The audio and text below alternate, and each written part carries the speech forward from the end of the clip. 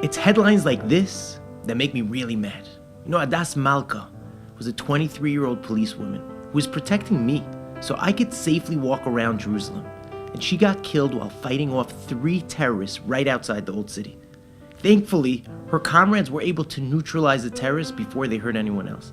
But this is how the media portrayed what happened? What an outrage!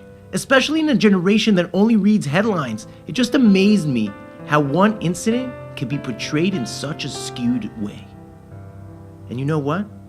It's actually headlines like this that brought about the destruction of the temple and turned the 9th of Av into a national day of mourning. You see, there's something interesting about Megillat Eicha, the book of Lamentations that we read on Tisha B'Av. It's written in alphabetical order.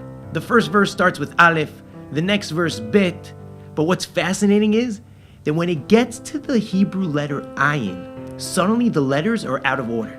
The Peh verse is written before the Ayin verse. Why is it out of order? The switch in the letters is teaching us essentially why the temple was destroyed.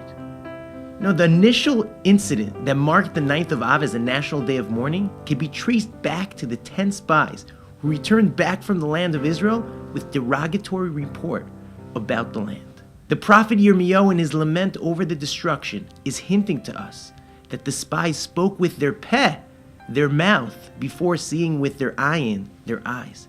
They had preconceived negative notions regarding the land and therefore viewed their entire experience negatively without truly observing the land in an unbiased manner. Essentially, they spoke with their peh before they saw with their ayin. And unfortunately, we see this type of bias regarding Israel and Jews today. There are many people that have already decided what they think about Jews in Israel, and it doesn't matter what we do, they only see the negativity that they choose to see. But how often do we meet someone for the first time, and before we even speak to him, we've already made up our minds about that person? People enter situations with preconceived notions and end up seeing only what they choose to see. They're speaking with their peh before truly seeing with their ayin. That is the cause of sinat chinam. That's baseless hatred. That is the cause for the destruction of the temple. Tisha B'Av is not just a day of mourning over our lost temple. It's a day of introspection and reflection about how we can learn from our mistakes and make this world a better place.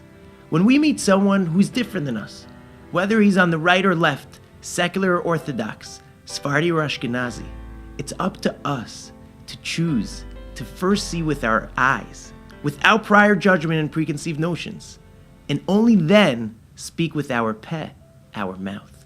Let's not wait for tragedy to unite us. We can do it now, just by opening up our eyes first, seeing the good in others, and allowing all those stereotypes to fall away.